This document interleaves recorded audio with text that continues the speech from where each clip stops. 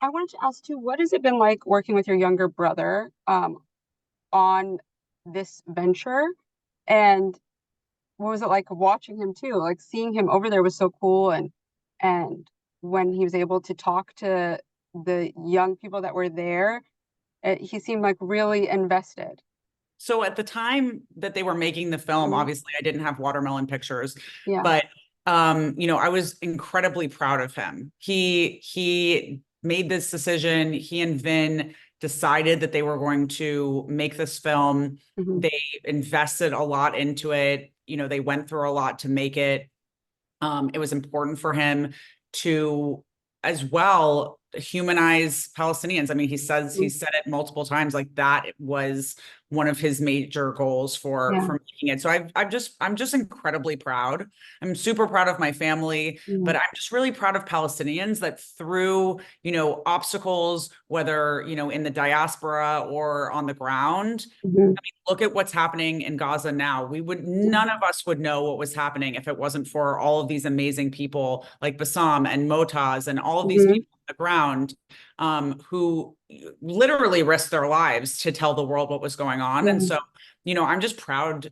I'm proud to be Palestinian. I'm also just proud of Palestinians and the resilience that, sadly that we've had to have. Yeah.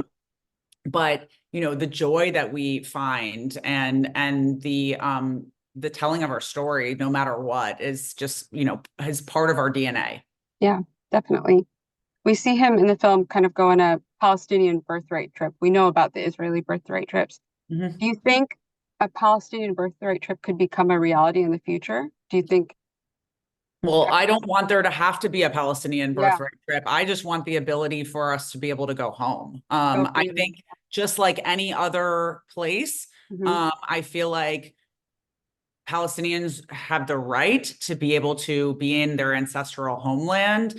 I think that I want Palestinians to be able to, if they decide, move there and Hmm. be back home where, in the cities and towns that their ancestors built. Yeah. But I also just want the ability to, like, if I want to stay in LA and I want to go spend half the year in Palestine, I want that ability. I want to be able to buy land.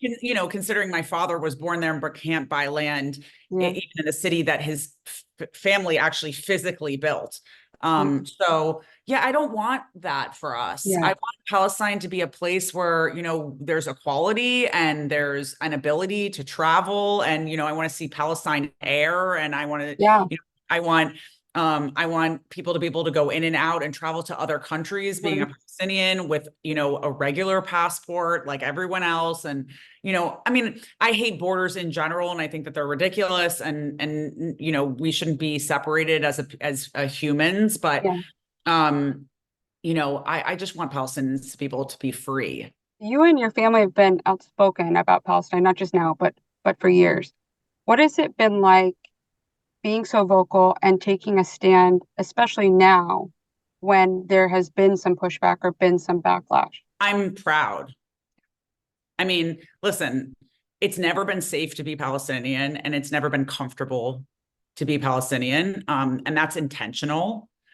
We are intentionally silenced. We are intentionally intimidated.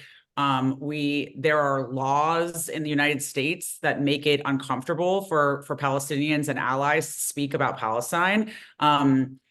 So it's never been comfortable. But I've always been taught to be proud of who I am and my culture and heritage, and to understand it fully. And it's been kind of a life goal for me to make sure that I fully, and I feel like, every Palestinian has become like an unintentional activist. Like we don't want to have to be brave and strong all the time. We don't Mhm. want to have to be loud and